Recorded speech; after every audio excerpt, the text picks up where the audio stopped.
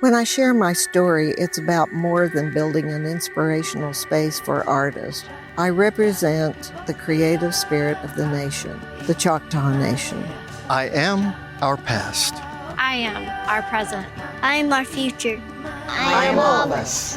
When we share, we become one. Because our stories make us more. Stories keep our culture alive. See them and share them at togetherwe'remore.com. It's called Hollywood. Lights, camera, action. Hollywood Brown. CD Lamb still running. Into corner. CD for the TD. People don't know what it is to be champions. Oklahoma invented it.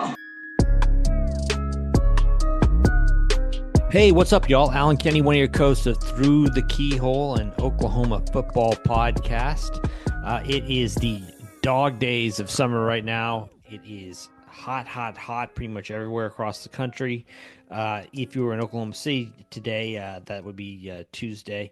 My guess is you were probably out celebrating the Thunder's big win for an NBA title. I hope you hydrated and took all the necessary steps there to stay safe, or don't.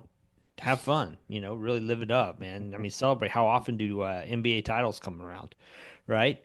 But there are only two of us, which probably has something to do with said parade earlier today. Myself and Payton Guthrie, one of my three co-hosts. So, Payton, what's up, man? Hey, not much. Yeah, no, it's been fun. Obviously not a Thunder fan, big Spurs fan, but it was cool to see some friends in the state of Oklahoma get a chance to celebrate something like this. Was kind of cool. It's a little more bonding than I guess I thought it was going to impact, the surrounding area and surrounding people. But yeah, big scorcher today. Hit triple digits when I was out on my run after work today. So needed to stay hydrated and stay salty as it were. Oh yeah, absolutely, man. So okay, so how many miles did you run today? Oh man, I did 6 miles. My hope was to do 10, but I was in Taos all last week, and it was like nice in mid 70s, low 80s. So yeah, I'd been away from the heat, so the heat kind of hit me a little harder today. Cut it a little short. I'm getting ready to run. I'll see if you remember this part of Oklahoma geography. I'm going to run the Talamina Drive on July 19th. So I'll be running from Mena, Arkansas to Talahina, Oklahoma. It's 54 miles. Goodness. Yeah, it's got about close to 7,000 feet of elevation. So throughout the entirety of it. So it should be fun. Got some friends who are going to pop in and out and kind of pace me for, one to do 5 miles, another one's doing 10 miles, kind of run alongside me, keep me moving. And then just kind of having fun with it. Yeah. Sounds like a real hoot. Yeah. So me, to Brent help, Venables. Yeah. Yeah, exactly. Right. So to help Payton though on his journey there, and to help me in my journeys, you can always subscribe to our Patreon at through the patreon.com / I think it's Through the Keyhole. For just about the cost of a cup of coffee every month, you get special insider only shows.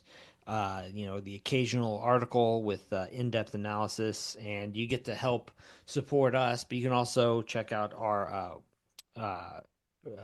regular website, our free site at keyholepod.com, where I'm writing pretty much once a week, at least right now, and that obviously will ramp up the closer we get to the season. Also, let me introduce you. Let me interrupt real fast. What is the price of what's a cup of coffee for you nowadays? Like, what's your go-to coffee? You're right. You know what? It's that's a good question. I would say it's probably in the $7.50 to $8. So it's so what we're offering you is even cheaper than a cup of coffee. Yeah. Mine is $7.44. I get a vanilla sweet cream nitro from Starbucks. Love the nitro. Yeah. So if the local places had nitro, I'd go more often. But yeah, just a shade under $8, and our highest tier is $5. So less than a cup of coffee a month. You can support us, everything we're doing over there. And next Wednesday, just to plug it a little bit more, we'll have our I'll be interviewing a blogger that covers Auburn football. So we'll have an Auburn preview up there next Wednesday. Yeah, so make your own coffee one day, and then you'll be fine. You'll have not only you'll have have enough to give us, but you also save a little for yourself, right? Yeah, So for sure. For sure. yeah, there you go. Also rate, review, subscribe wherever it is you get your podcasts. Give us those 5-star reviews; those always help. And comment. I guess you can comment on Spotify now, right? So You can. sometimes, You can. we get some good feedback there. So, um, but anyway, enough about that. That's all the preliminary stuff. Let's go ahead and get right into it, Peyton. Oklahoma Sooners just swapped out essentially their quarterback recruits, Jaden O'Neal, who had been committed to the Sooners for more than a year, I believe, decommitted and is going to Florida State now. And the Sooners picked up a pledge from Bo Bentley, who seemed to be the apple of offensive coordinator Ben Arbuckle's eye for many months now. So I guess let's start off first of all, though, before we kind of get into the swap part of this or whatever. Any thoughts on Bentley? What you've seen, just based on highlight tape and whatnot. I mean, yeah, the highlight tape and everything, you get why Ben Arbuckle would prefer him over O'Neal. And we'll get into the drama of that D recruitment, I guess, to a certain degree, and potentially how the staff itself isn't fully aligned with this change. I mean, they're obviously excited and everything. But yeah, I mean, Bo basically looks like a John Mateer 2.0. I mean, they play very similar, have very similar games. You can see why Ben would want to have this type of player, and especially if, I mean, I know a lot of people are listening to a lot of roses being thrown at John Mateer right now of guys, you've got college football people saying John Mateer is going to potentially play his way into a high round draft pick. And that's college football scouts. Once NFL scouts look at him, I think that will dampen down quite a bit. But if you can keep John Mateer for 2 years and all of a sudden you've got a really good way of on-ramping the next guy up, and you don't have to change the system much. He plays very much so within himself and within that scheme. It is very, very beneficial to see that. And it's just exciting. I mean, he's getting a lot of buzz. He's 4-star. He's more than likely, if he keeps performing, someone who's going to climb up even higher. And, most of Oklahoma's recruiting right now seems like guys who will elevate themselves as the season goes. And it's just interesting to see that, Ben's really putting, his fingerprints on this offensive recruiting. There was a little bit of concern on my side. It was just him got hired, right? I mean, he didn't overturn the full staff or anything. But he's being allowed to pick his guys, pick the players he wants to have out there, as quarterback, wide receiver, running back. He's prioritizing the kind of players he wants to have, and this bodes well for the University of Oklahoma, to be honest with you. Yeah, I mean, Bentley is out of Salina, Texas. I mean, and I think your comment about him playing like John Mateer, I mean, could not be more dead on. I mean, the way he throws on the move, his ability to get out and run, all that. I mean, he just reminds me, watching him, so much of what I saw from Mateer last year. It's kind of spooky. And this is a big win for OU. I mean, I don't know how it all of a sudden became, this kind of celebrated as like the biggest recruiting win of Brent Venables' tenure so far at OU, but it's still significant.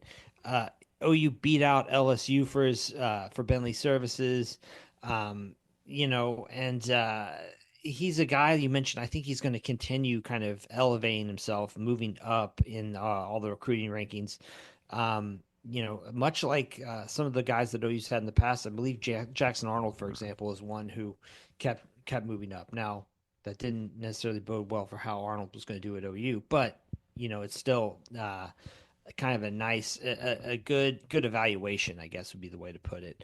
But I mean, why is this getting so much play, you think, as being so significant for Venables?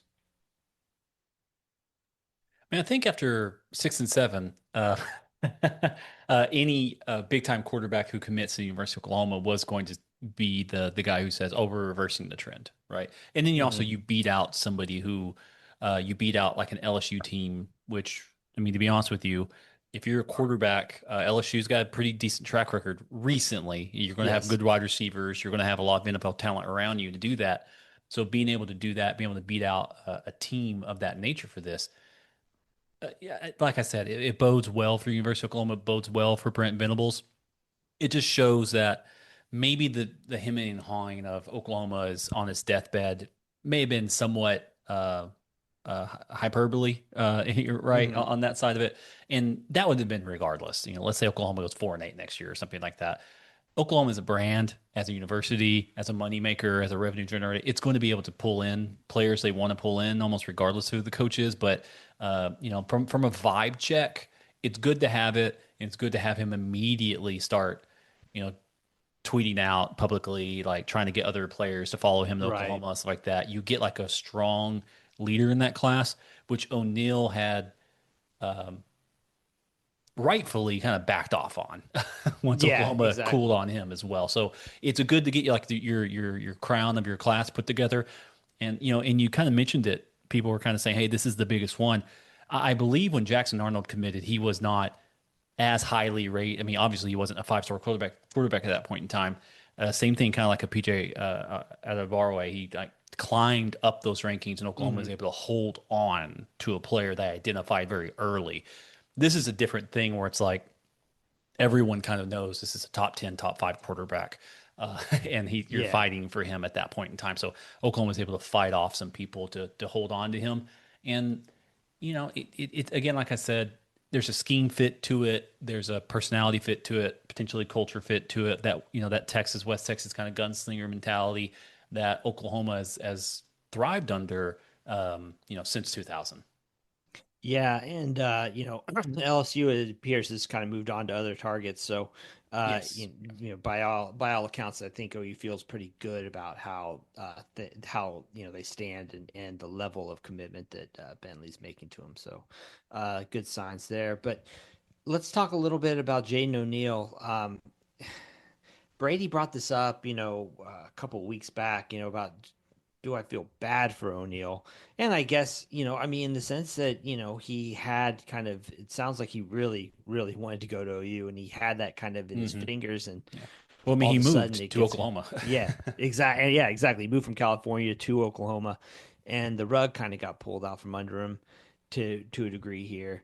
What do you make of O'Neal's journey? And I'll kind of share my thoughts after that. Well, this is something I was kind of, I kind of mentioned earlier. Maybe there's some staff disconnect or something of that nature. Is that everything I've read or everything that's been told to me was Brent very much so wanted to keep him and wanted to honor his scholarship, honor the offer, and like, hey, if you want to come here, we're here, we'll play. It's just that you're going to have to compete now. Now, obviously, you're not one guy, and Brent was the one who kept that contact up. Ben did not have a lot of contact with O'Neal as he kind of started recruiting the guy who he really wanted in here. And I don't know how foolhardy that is. I mean, you only have so many spots. You only have so much money to kind of go around. Especially the money part of it really changes things. Before, if it's a spot, it's a spot. You can figure something out. You can tell the kicker, hey, you're going to walk on a year or something. But now it's money involved, and you got to pay a quarterback a certain amount of money, to kind of keep everything that way. But do I feel bad for him? I don't think so. I mean, he's already committed to Florida State, another big time program. He's going to get paid. He's going to do this stuff. I think the part that feels kind of weird for me is that this feels so much like free agency because it just is, right. They're doing the revenue sharing and all that kind of stuff. Where I'm like, okay, yeah, you have to perform, and if a team doesn't like you, they can just go on to the next guy. And until this is a courting process at this point in time. And, he was able to take his visits. This was early on in the process. I mean, if this were in December, I would obviously have a much, much different read on the situation. Should they have just went ahead and just cut him, basically? That's probably something I would have rather Oklahoma have done. I would have rather have Brent Venables. Again, this is what's being told to me. He wanted to maintain that commitment. He wanted to maintain that relationship because it's, promises were made. He's trying to keep his word. He's saying you can still come here from that side. And again, this is third-party information. At some point in time, it's like once they identify the other guy, there should have been a much harder conversation potentially, to maintain, because you never quite know how things work out, right? I mean, I remember watching that 30 for 30 about Randy Moss, where he gets kicked off the Florida State team. And he can't make the West Virginia team because he pissed off all the West Virginia coaches. It's like leave the door open, all right? You have to. And I think as these recruits get more and more into the situation and the system becomes more entrenched, you just kind of have to treat them more business-like, right? I mean, you can't just shut the door or pull the rug to a certain degree. You just kind of say, hey, this is the business, this is what's going on, and we're moving on that way. I guess generally that's how I liked it. I believe it's an upgrade for the scheme, right? I mean, O'Neal's kind of a different type of player than Bo is, but we'll see how it all shakes out at the end. I think both teams should feel good at where they are. But maybe Oklahoma, maybe Florida State needs to send some flowers or something. Oklahoma be able to pick up those those quarterbacks who decommit. Yeah, looking at it, I mean, a couple things here. First of all, the situation changed at OU from in terms of who was recruiting the quarterbacks and who was evaluating the quarterbacks, and so for O'Neal, while I can understand, maybe if he wanted to go to OU, if the next guy who's coming in prefers a different quarterback, like that's just how it's going to be, right? Like I don't know why you would really want to stay on at a program where you're clearly not the favored choice of the guy who's ultimately going to be the one picking the quarterback.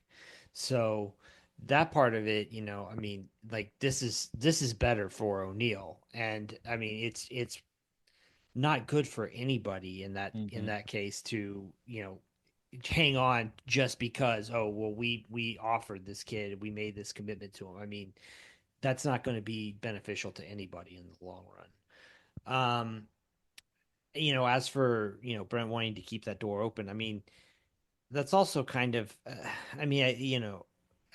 keeping two quarterbacks like that, I'm not sure if that's necessarily the worst thing in the world, but we also don't have much visibility into what kind of pay these guys were being offered, from an NIL standpoint also. So if it was going to be a big allocation, that I might feel differently about that. But I mean, in a certain sense, to me, it's like Venables didn't have much to lose. I mean, if he wants to stay, great. You've got two quarterbacks in this class, and on top of that, you've got I mean, you look like the good guy, in keeping your word, which I mean, you had to deal with pulling some scholarships back at the end of the last class. I mean, and I think both those players also that they did that were both in California.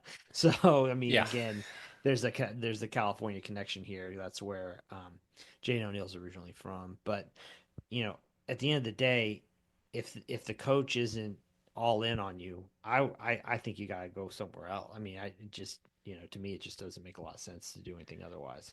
I mean, it doesn't make a lot of sense, but that said, this is something they've said in the solid verbal and stuff.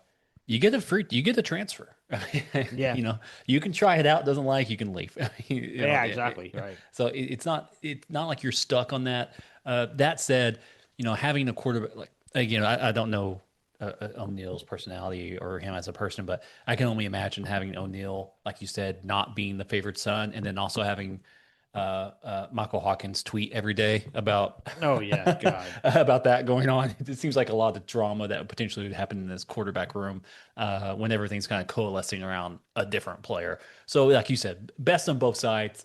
Don't have to get into it, but Oklahoma's already having to deal with that with Michael Hawkins Jr.'s dad, being very public and very open about, I guess, Oklahoma continuing to recruit. Can someone explain this to me? Did he not expect that OU was going to take a quarterback recruit after his son? I don't. Well, he didn't. I don't He didn't get have it. that issue with O'Neal, right? Right. Like once O'Neal decommitted, he made the tweet, and then once Bo committed, he seemed to be a very passive aggressive congratulations. So Yeah. I think probably it just, to be honest with you, it probably just stirred up some similar feelings of, my son got benched for the other guy, that type of a thing. Like, here's a quarterback who was trying and who wanted to play, who moved here, and he's being, moved off for the higher rated guy or something like that. Yeah. It probably just felt similar. But yeah, it just doesn't make any sense. I mean, especially That, or he views Bentley as a big threat to immediate Hawkins. threat. So, Because if you're Hawkins, you're probably hoping Mateer blows it up, plays for a year, and you get a shot. Yeah. But now boasting they're, Ben may say, hey, we want to roll with the kid. Right. I mean, right. and then you never get a shot out of that. But like we've mentioned before, you get a free transfer. I mean, there's nothing stopping him from going out there and doing it. Now, to Junior's credit, he stuck it through. It seems to be going to, and maybe quote unquote paying for the sins of his father after leaving after only 1 year at Oklahoma in 2002. But he seems to be staying loyal to the Sooners at this point in time. Right. Well, I kind of hinted at it earlier, but I want to talk about the broader state of recruiting. Again, this is something that Brady brought up last week during our show, and I mean, he's like, are you worried about recruiting? Yeah, he's asking me, and I'm kind of riffing on this. I think in my article, I'm going to be doing that in my article this week, in the sense that, like, I guess I'm not worried about recruiting because I didn't expect it to be particularly strong right now. I mean, I've read a lot of analysis about how OU is approaching recruiting right now, right? Like, and what's Jim Nagy's impact, and how are they allocating money, and who's doing the evaluations and all that stuff, and is that slowing down the process? And I'm like looking at reading all this stuff, and it's like, guys, are you kidding? Like, guys, recruiting is pretty tepid right now because I mean, Brent Venables is coaching for his job in the fall. Yeah. I mean, am I off base here? No. I mean, you're right. I mean, let's say multiple things. Historically, Brent's classes really, really get tied up like in October, November. Yeah. Right. Yeah. The summer, he's signing a bunch of 3-stars. He's signing the meat and potatoes of his class, and then he pulls in those 5-stars when we get them, and those higher 4-stars later on in the cycle. Like, that's not Oklahoma isn't. I mean, look at USC. They've got 30 commits, 19 4-stars, and they don't even. This is just based on 24/7. Even with 30 commits, they're not even breaking 300, the point total, which is kind of wild. Like, usually if you're getting 30 commits, you're over 300. The top classes year to year, anywhere from 305 to 325. So, and then also you have to do the whole thing of, can you keep that class together? You got a bunch of Southeastern kids in there. Like, are they going to hold on? Brent has never been that way. Brent recruits like an old, almost like the window didn't change, right? He's closing, trying to get stuff done by closing day, all that type of stuff. The summer doesn't seem to be quite as on fire for Oklahoma. That said, revenue sharing and things of that nature, that may change everything. I would say, based on everything I've heard, Oklahoma's recruiting profile will probably increase quite a bit over this summer before the ball gets kicked off. With some defensive linemen, some offensive linemen that they're looking at, some potential 5-stars, hopefully, on that side of it, which and that's the thing too, if you're going after big time potential NFL offensive linemen and defensive linemen, you're going to be in the game for a while. Yeah, right? exactly. I mean, everybody wants that. Even if you get that commitment, you got to fight to hold on to it, right? I mean, no one's going to stop. No one's going to stop just because, they're going to OU or they committed to OU. Now, for me to cope, right, to cope on the 3-stars Oklahoma's gotten and stuff like that, I am looking at what Nagy's doing and thinking, is doing and thinking about, these traits he's looking for, right? So when we used to look at recruiting, and I want to go ahead and you and I, people are looking at 40 times, looking at high school stats, looking at how they did things of that nature, right? And you're kind of projecting, okay, how much of those stats fall off, things of that nature. There's, when you see, and this is no disrespect, please, it's going to sound like very disrespectful. When you are a person who, if you're a high school recruit scout on these sites, you're looking at things that translate to a college football player. Right. Those aren't probably the same things Nagy's looking at when it comes to what makes you a good NFL player. And that's stuff like, can this, this offensive lineman, this tackle, he's only a 3-star, but his ankle flexibility allows him to get into a set without having to have his leg kind of, he's not having to cheat to the outside, things of that nature, which is very, very difficult, very, very minute. And you can then think, okay, he has the flexibility. Let's make him strong. You know what I'm saying? Like, there's a lot of 5-stars like I'll use David Stone for an example, because we were noted haters of David Stone on here. He's very strong and very fast, but he can't hold a double team, right? And it's stuff like that where you're a high school recruit, you're a high school scout, you can see him just blowing people up and going, hell yeah, that's a 5-star player right there. I'm looking right at him. And maybe an NFL guy would think, yeah, but he's not holding up against the double teams. Things like that. You can kind of tell that stuff. There's a player here who played in Durant actually for a little while, who went to Oregon, Xavier Sims. He just didn't have the motor right on that side of it. But if you just looked at him, you'd go, wow, that's an NFL guy. But some of those traits that aren't necessarily seen, right, from maybe a high school scout or something of that nature, if you have someone who's looking at it from an NFL perspective, it probably does change quite a bit, because you're looking at, again, it's like flexibility. Can that defensive end bend the corner?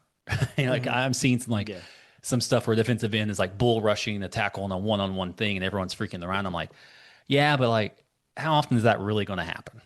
Right. I didn't see him bend the corner at all. I saw his hips seem pretty stiff, things of that nature, in which Oklahoma may be changing themselves to a more NFL style. And honestly, that'd be good, because that's what Georgia's been doing. That's what Alabama's been doing. I mean, they're going out and getting body types that are prototypical of NFL positions and getting less. When Brent Venables was here for the first time around, him and Bob would go get football players, right? And then scheme around football players instead of saying, we're going to go get unique athletes and then, build a team around them, right?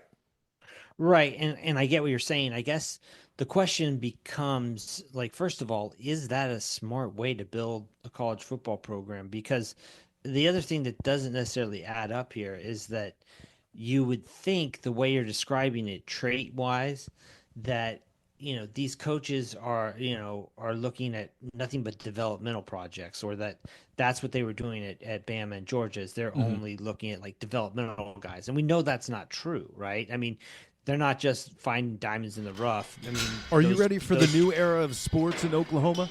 Want to be ready for some real Southern football? Kaizen Performance in Norman, Oklahoma is your spot for physical and mental growth. By empowering a lifestyle of constant, continuous improvement, Kaizen Performance's gym experience lends itself from the experienced training fanatics to those who want to make a positive change in their lives and everyone in between. Come see their new location at 158 Armstrong Court in Norman, Oklahoma. With experienced trainers who understand that every client has individual desires and needs, in-person and online customized training programs and nutrition plans, Kaizen Performance has everything to offer for you to meet your goals. Again, their new location is 158 Armstrong Court, Norman, Oklahoma, 73071. Seriously, Brady works out there, and so does Payton when he comes to home games. Come work out with us and get ready for the week-to-week grind of real Southern football. Kaizen Performance, Norman's own local gym where your goals are a workout away. Those two guys, I mean, those two programs in particular, they've been as much about stockpiling, the high school studs, guys who are getting, all the 5-star labels and whatnot. And so I guess that would be like the part where I'm kind of trying to figure out like what's really going on. Well, I think I want to be clear on this. I was mainly speaking about my coping mechanism for the 3 stars Oklahoma's bringing in. Yeah, right. Gotcha. They're still going after. There's a lot of smoke around Jalen Brewster right now, who's the number one defensive lineman for the 2027 class. There's some talk of maybe some classification stuff with him. They're still going to go after these big time guys who can play right now, because you're right. Having NFL players on your roster, I don't know if that's necessarily a causation of success, but it does help success, because it helps you get other big time players potentially commit to your place, because it's like, it's that positive feedback loop at that point in time if you're putting players in. But Brent Venables, his job shouldn't be, at least on my side, should not be getting a bunch of NFL draft picks. His job should be winning as many games as he humanly possibly can. Yeah, exactly. And now you could say those go hand in hand. Yes, correct. At that point in time. You could look at like a Mike Gundy and say, well, maybe it doesn't go hand in hand, right? You can win a lot of games without having, 5 stars in every single position. And even Alabama and Georgia, you're talking about their stockpiling. When they're really rolling, and you saw them in their dynasties, a lot of these defensive linemen, a lot of these offensive linemen were 3-star players still. I mean, yeah, no, that's a fair point. Yeah, but yeah, you're right. It's still the game is still talent acquisition. Oklahoma's still doing that, but now, like I said, you've got a guy now who will look at the 3 stars potentially and can say, this guy can translate. If one or two things happen, this guy can translate, and this can be something that can happen. This is something I've always thought Oklahoma needs to be, is that you become an Iowa State on steroids, basically, right? Like, you can still go buy the 10 to 12 4-stars that you need. And then all those 3 stars, they need to be hits more often than not, right? You need to be able to convert like a 60% or something of that nature. And Oklahoma historically has outperformed its recruiting profile via evaluation and via development at that point in time. And you just got to continue to do that, because you're never going to stay on pace with Ohio State, Alabama, Georgia, things of those natures. Where you have to find it, you have to find the efficiencies in the margins. I know, so we're some crypto bros now. But I think that's why you get, the Senior Bowl scout to go scout a bunch of guys and say, who is the guys you think will be at the Senior Bowl in 4 years? Right. It's kind of strange, though, Reen, in this case, OU's, going up against, for example, I think they lost a player to Rutgers recently, a recruit. And it's kind of odd to think, because you could look at that a lot of different ways. First of all, why is OU going up against, that's not normally a battle that OU is going to lose, or it's not really one that's normally being fought. It's normally Oklahoma versus Ole Miss in Florida or Texas or whatever, So, I think that, it could be a matter of Rutgers now having more money to spend and having a little bit more cachet that in that sense, or also, just a different way of looking at, and evaluating these players. I don't know why, why that would be the case. Well, it's also, you look at, BYU just got a 5-star quarterback, right? Correct, Nebraska just quote unquote beat out Oklahoma for a 4-star defensive back. And this is where, because we talked about it for a while, there was a discussion saying, will NIL, will these things actively democratize talent? And for the first few years, it didn't, right? Everyone kind of stayed. Now, because of the revenue sharing and salary cap, I guess, basically, or revenue cap, maybe, you are seeing teams being able to attract this talent, right? Now, BYU may have a bigger issue because, they offered, as quarterback, like 25% of their revenue or whatever. Right, exactly. Yeah. So it's a harder thing. They have to build out the rest of their team now, and they're trying to figure out stuff. It's that a lot. The adage, like, if we get a really, really good quarterback, we just got to make sure he's standing upright, and we can probably win some games, right? There's just different ways of building teams, and you're going to get a chance to see some of these teams being built that way. I would expect you see some quarterbacks and you see some wide receivers and running backs potentially go to some of these other classes. Go to some of these other quote unquote smaller schools. And I think you're going to see Oklahoma's, Ohio State, the big time blue bloods still continue to stack up on the defensive line, the offensive line, and continue to build that old classic college football way. Yeah, no, that's a good point. That you can get a lot of bang for your buck actually by investing heavily in superstar quarterback, for example. Unlike that you're maybe not going to get with just one offensive lineman, just because of the nature of the game, right? You've got 5 offensive linemen that need to be working together for just one quarterback. So, so I guess last kind of question here. It's really, really early days in this whole deal with OU kind of revamping its front office. George Stoya of Sooner Scoop actually put out an article kind of comparing how OU's front office looks relative to the rest of the SEC. And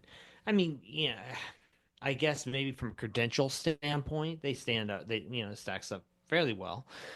But it does sound like OU's approach to this is generating a lot of interest as kind of like an experiment. because it sounds like Jim Nagy has, such a big hand in the evaluation process. Any any sense to you just through the first few months as to any signals that this will or won't work, or I mean, any takeaways on your end? I mean, this is Oklahoma does seem to be taking this. Like, I still want to see the org chart, right? I guess you Yeah. technically, I guess someone could FOIA an org chart. Uh, I still want to see the org chart because, like, Kirby Smart was asked about this. He was very adamant. We are not getting a GM here.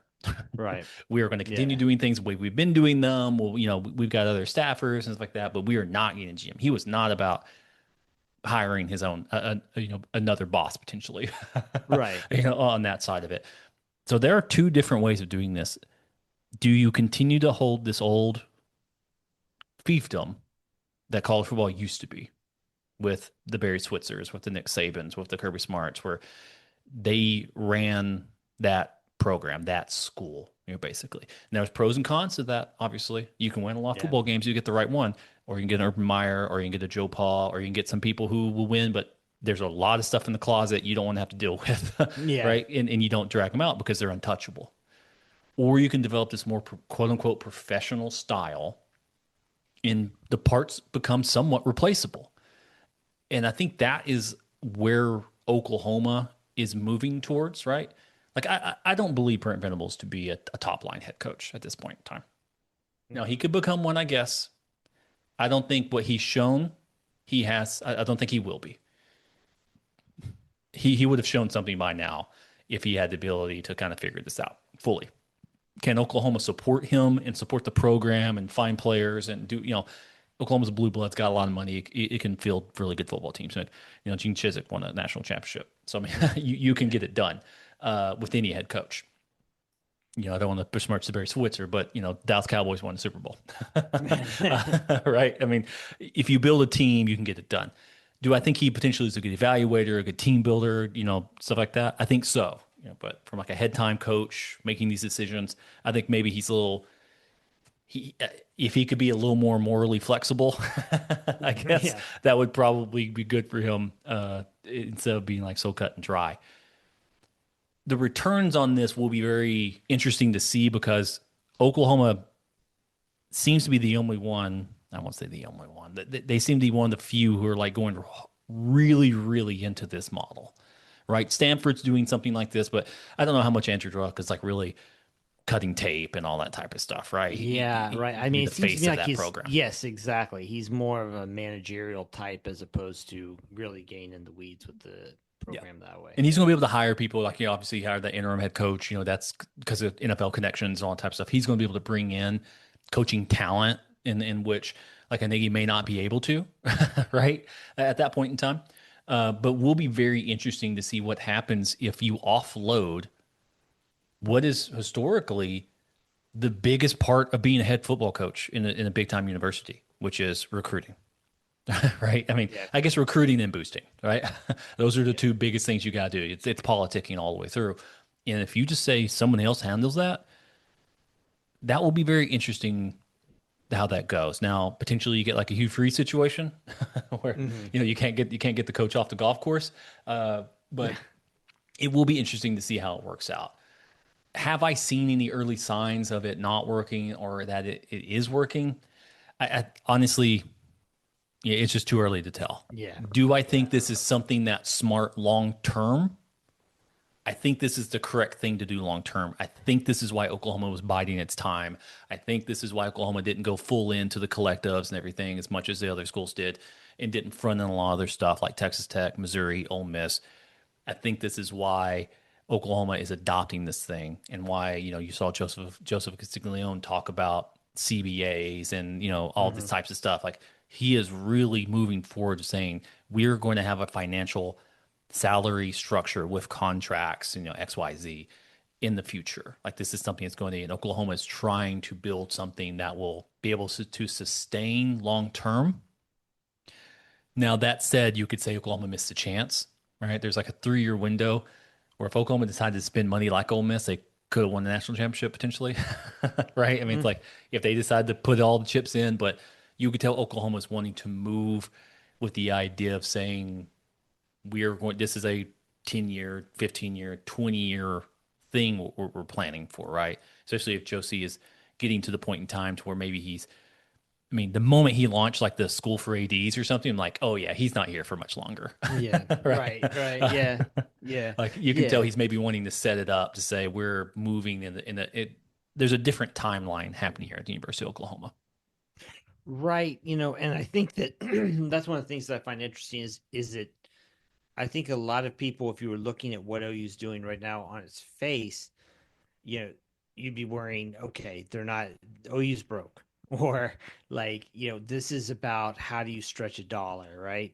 And I think it's more about OU's mentality, like honestly, since Castiglione got there, has been more about, a sustainable year to year model of success.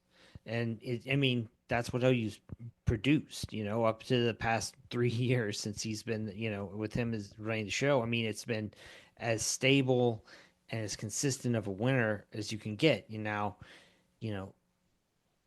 That reluctance maybe to do the whole like, okay, well, this is our go for broke year or whatever. Maybe that, uh, limited what OU could do, but it's kind of one of those more like one of those ideas. Okay, well, they're you just you get as many opportunities as you can, and make do with those as opposed to putting all your eggs in a basket for one season or two seasons, or that type of thing.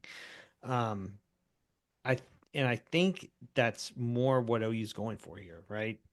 That you know you don't need to be going back to your boosters every year saying, okay, well, we need extra money this year for this guy or whatever. The idea is more to have this kind of planned out and have a better, maybe longer term vision and structure around how it is you're going to do this. But, regarding, Nagy and the relationship with the head coach, it's kind of funny.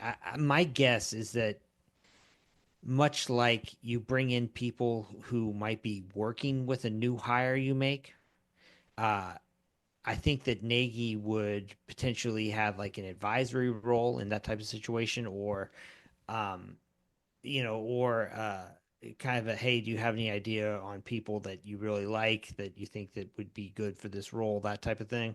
If it comes to hiring a new head coach, I don't envision this being a situation though where Nagy's making the hire. You know what I mean? Like, I think that there are too many people above him. My guess is, Joe Castiglione, Joe Harris, Stevenson guy, that his input would be valuable, but not the final word. You know what I mean? Yeah, and it's also like you have a chance too where maybe this continues with the college football idea of like, certain play styles stick at certain programs. Mm-hmm. Like Georgia Tech doesn't do it now, but they were running the triple option. Like once you get kind of this roster profile, you're kind of there for a while. And to do Right. a full flip, which was Oklahoma's having to do currently, is painful. It's painful unless you can just pull in multiple top number one recruiting classes. Right? It takes a while. Yeah. You're getting different body types. You're moving things around. If Brent does, abdicate his position or is shown the door. Yeah, you're right. The GM is going to have this Oklahoma structure will have like some input, but some of that will be here's the players we have, here's the general type of scheme we have, here's the type of players we can fit, here's the set of coaches we believe would best suit what we have and what we have coming down the pipeline, right? But at that point in time, you're kind of get potentially, it's almost kind of like a sunken cost thing where it's like, we can't flip this roster because we've already invested in this style of play. We've identified this is the type of recruits we're able to get, things of that nature. And maybe that creates a level of these systems or something being more entrenched, long term at some of these places that get GMs, much like Oklahoma has, or much like maybe a Stanford has. Yeah, I'm interested to see how that goes too, because in theory, if that's your approach to hiring a head coach, you're not necessarily going to have to break the bank to, lure, I mean, North Carolina and Bill Belichick. You're not going to get that kind of model anymore. I mean, granted, Bill Belichick hired a general manager, Michael Lombardi, who he's worked with, but I don't think anybody really had any, misunderstanding about who was running things there in New England, for example, with Belichick. And I'm sure that's, for a guy like Kirby Smart, for example, you mentioned that's got to be that's the way that he's going to want to run things, right? But there's more than one way to do it. I don't know. I'm not sure if I see any certain way as being superior than another. But I guess I'm just very interested to see how this whole uh, experiment works out. Obviously for OU, obviously I'm vested in it. So, um, let's talk a little bit though about like a broader issue here. I wrote about this last week, and we're in a very strange place in kind of the broader conversation about college football, because part of what motivated me to write this article was, I mean, I'm seeing stuff like, oh well, Penn State is my preseason #1 team, not mine, but Ari Wasserman might say that, or somebody who does power ratings, or some Vegas guy might say, oh, I'm going to go ahead and put down a future on Penn State because of X, Y, and Z. And like, I look at a team like Penn State, and that is not, if that's the fifth best team in the country, fine, but it's also not the kind of team that I see winning a national championship. Like there's essentially two parts to this anymore. One of them is, what kind of teams can survive a regular season. And, you've got teams in the SEC that I think you almost have to just knock out immediately, just because the schedules that they're facing are so tough. I mean, even if Oklahoma it was a stronger team this year, right? I mean, that schedule, for the #1 rated team in the country, that OU might be winning if they're the 9 games. That's very borderline, in terms of if you'd even get in. So like there's that issue, and in that sense, I think a team like a Penn State or a Notre Dame is very kind of well situated, right? But then you get into this whole deal about, okay, well, now you've got to go though and beat 4 teams probably that qualified for the playoff, or 3 teams that qualified for the playoff to win a national championship. And I just don't think that a team like a Penn State or Notre Dame, or hell, Clemson's another one. I just don't see where all this hype is coming from, in terms of, you really think that team can beat, like say like a Georgia and a, I don't know, Ohio State back to back? Like I doubt it. The Clemson one, okay. Penn State, I'm 100% on your side, right? I don't think they've, I look at what they had last year and who they're returning and everything, and I keep thinking, okay, so you've got this quarterback people are kind of behind, all right? They think he's all right. He's doing pretty well. I think he's a perfectly good college football quarterback. But you're telling me the team that did not have a single difference maker on the outside, who can go out and win, get you a big time play, is now all of a sudden going to be able to do that. All right. And that's generally what's going to have to take to create stuff like that at that style, at that level of college football. You have to be able to generate explosive plays to beat the other teams. Ohio State was able in part to beat Notre Dame and beat Texas, is because they were able to generate just more explosive plays, right? And the teams couldn't keep up. Texas could not keep up, right? And some of those explosive plays are, like the Ohio State Texas one, 75-yard screen pass in the half, right? I mean, but they had a player who could do that. I think Penn State is a perfectly well-built roster. I just don't see anyone that makes me think, oh yeah, circle that guy. That's going to be someone who's catching 15 touchdown passes, and he's going to be, it just doesn't seem to be to create itself that way. And I don't think they're able to, Michigan built out that team they did when they won the national championship as like the best version of a Penn State team. And I don't think Penn State can play at that level. And even then at that level, when Michigan had to, they would throw, they had JJ throwing like 5 touchdowns against Ohio State and just like bombing them. Like I still think Penn State has that extra gear with the roster on hand. Now Clemson, I like the quarterback and I like the wide receivers. I think they could that in and of itself can keep them in some games on its own. I think if I were to put money on one of those teams, I would put money on Clemson to potentially grow into that, and I would fade Penn State as hard as I could. Right. I guess what I'm kind of getting at here is like there seems to be this kind of growing consensus in a certain. I mean, it used to be, oh, okay, my number one team is going to be Georgia, or it's going to be Alabama, or it's going to be Ohio State, right? Those are the teams that recruit the best. They have the best rosters. They spend the most money, yada yada, right? Now there seems to be this assumption, right, that oh well, the college football, the field for the college football playoff is bigger, and therefore you have more teams that have a chance to win a national championship. And I guess practically speaking, that's true because before, in the BCS, it was going to be one of two teams, right? The first version of the playoff, it was going to be one of four. Now you've got 12 teams that could, qualify for this tournament and win it. Fine. But I mean, I almost look at it like the field of teams that can actually go through and win a national championship has actually shrunk because a few like 2010 Auburn, right? I mean, that team had a phenomenal year, but I mean they had enough close scrapes to where you put that team in a 12-team playoff, and I'm not sure that they end up winning it, right? But because of the way the system was structured, they just had to get there and play that one game and win that one game. We've had kind of scenarios like that, and I think that the actual process of playing this tournament now at the end of the season has completely changed in my mind who I'd have any confidence in betting on or who I think is going to be able to survive that kind of stretch of games. I mean, it'd be easy to look at and say, well, hey, Notre Dame played in the national championship game last year. Yeah, that's true. But they, they got a fairly nice break getting Indiana first.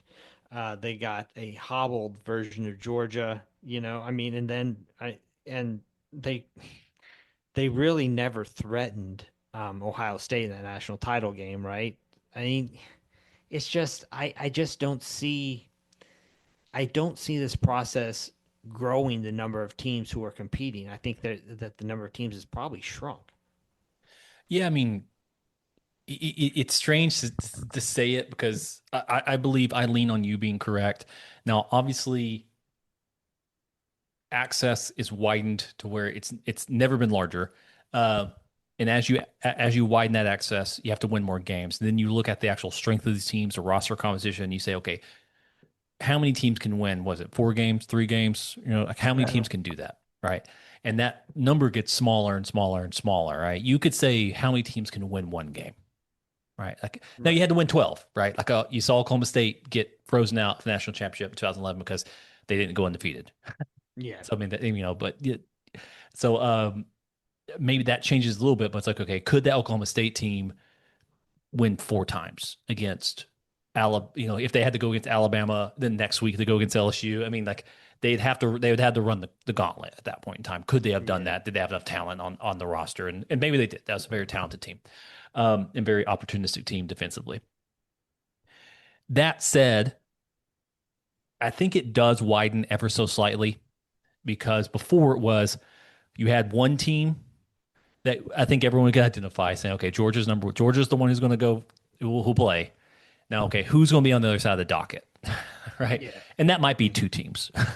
Now you can say, all right, there's Georgia, and then there's potentially 4 other teams they could play at the end of the year. So I think at that point in time, just due the nature of it, like, yeah, maybe Arizona State wouldn't have gone on. But we saw Arizona State. It's still it has to be so bad for those fans. Oh God, they had Texas dead to rights. I mean, now could they have beaten Ohio State? I doubt it, but they would have beaten one of those teams that you and I would have identified as saying, okay, Texas is a team that could play for a national championship based on its roster and all that type of stuff. Now, so you have a chance, you have an opportunity. I think it widens, but I don't think it's like any one of these 12 can come out on top.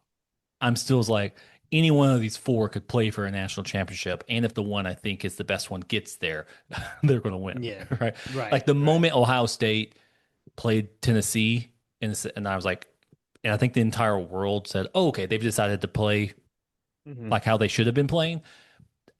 You could have just called it. Yeah. at that point in time, and it wouldn't have mattered at that point in time how the rest of the games went, because no other team had that ceiling, that potential to reach as high as that Ohio State team did during the playoffs.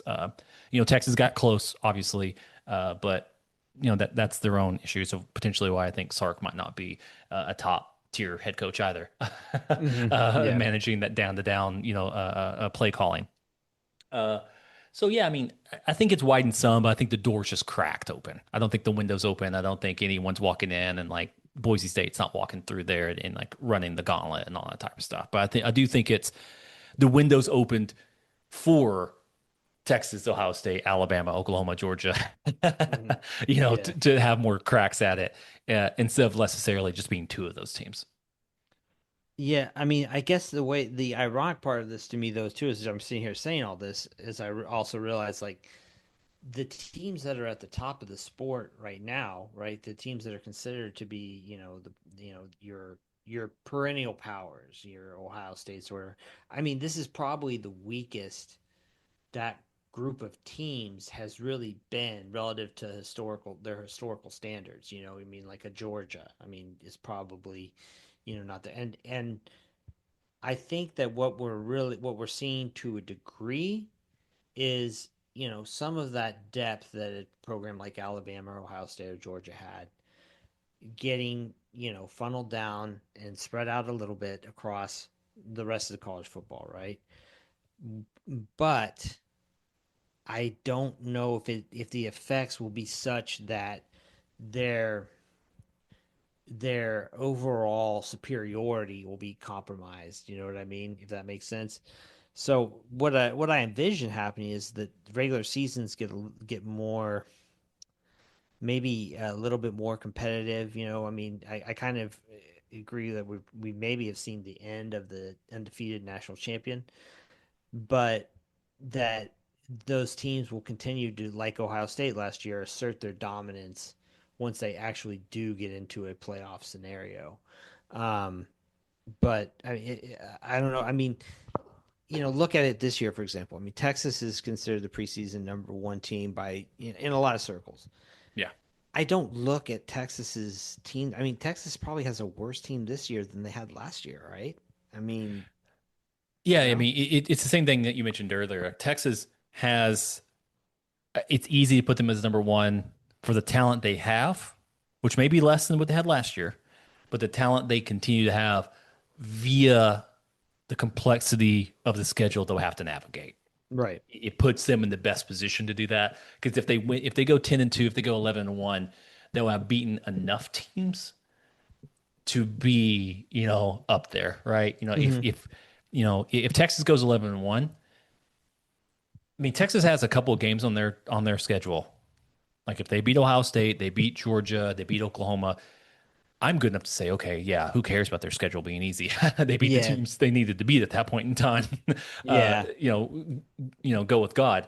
But that said, their season kind of comes down to 3 or 4 games, right? Oklahoma's season comes down to 7 games.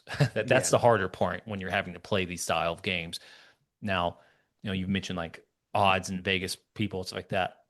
Oklahoma is rocketing up a lot of these things, so it's kind of putting me, which nothing's happened. Just a lot of people have been talking about stuff happening.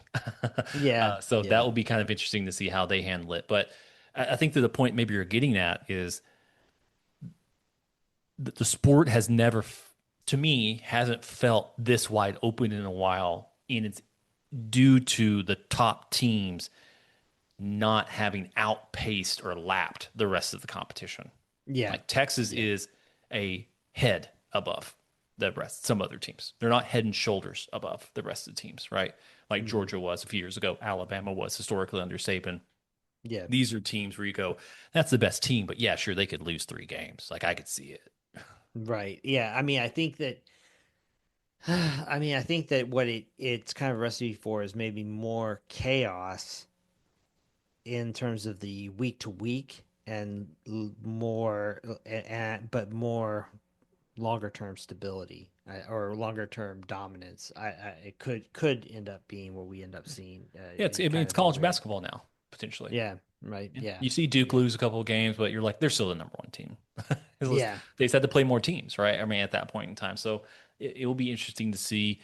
And this may change very quickly. I mean, if the SEC next year goes to 9 games, all of a sudden it's like, okay, this all changes now. Or, the Big Ten, the SEC sign like some sort of conference scheduling thing. I mean, who knows how it all happens, how that all kind of gets shaken out. But it does seem like through a combination of the portal, NIL, revenue sharing, that, the House statement, the House settlement, that there's just enough to where these teams don't seem overpowered.